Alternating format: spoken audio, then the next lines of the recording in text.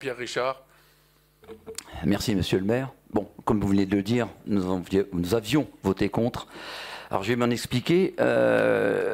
Monsieur le maire, donc mes chers collègues, la création de la SPL Brestem, objet de ce rapport qui nous est présenté comme une réponse au futur mode de gestion de stationnement.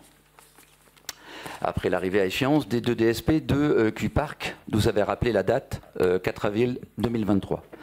En réalité, la vocation de cette SPL sera beaucoup plus large puisque l'article 3 des statuts prévoit que la société a pour objet de concevoir, de développer, de réaliser et de gérer tout ouvrage et équipement, installation et services liés à la mobilité, dont le stationnement et la logistique urbaine, et à l'attractivité résidentielle et économique du centre urbain et des espaces métropolitains emblématiques.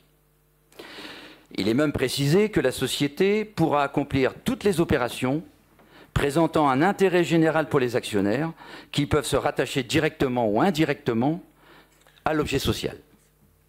Nous rappelons que la SPL, fonctionnant en quasi-régie, les collectivités actionnaires, donc villes et métropoles, peuvent lui déléguer des missions sans mise en concurrence.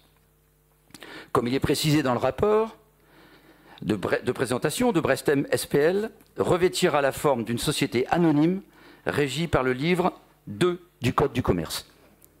S'agissant du stationnement, nous n'avons pas de religion pour le choix des modes de gestion entre régie et DSP. Ce qui importe, c'est une bonne gouvernance, une réelle transparence pour notre conseil et évidemment une bonne qualité de prestation du service public. Pour nous, cela veut dire une offre suffisante et des tarifs maîtrisés. Or, nous sommes en désaccord avec votre présentation dans les différents documents traitant du stationnement. Car le centre-ville et de nouveaux quartiers vont être chamboulés par la deuxième ligne de tram et le BHNS avec de nombreuses suppressions de places de stationnement. Alors tantôt vous affirmez que toutes les suppressions seront compensées, tantôt vous assumez de réduire le nombre des places en centre-ville pour agir sur le comportement des habitants et contraindre les usagers du centre-ville à renoncer à l'automobile. Ce que nous avons bien vu d'après nos propres documents, c'est une perte de 350 places de stationnement dans l'hypercentre. Nous pouvons partager le souci de ne pas occuper exagérément l'espace public avec des véhicules en stationnement prolongé, même le dimanche. Exagérément, donc, indépendamment même des redevances qui, en zone orange, approchent le coût d'un garage. Mais si l'on veut libérer l'espace public, il faut une offre privative plus importante.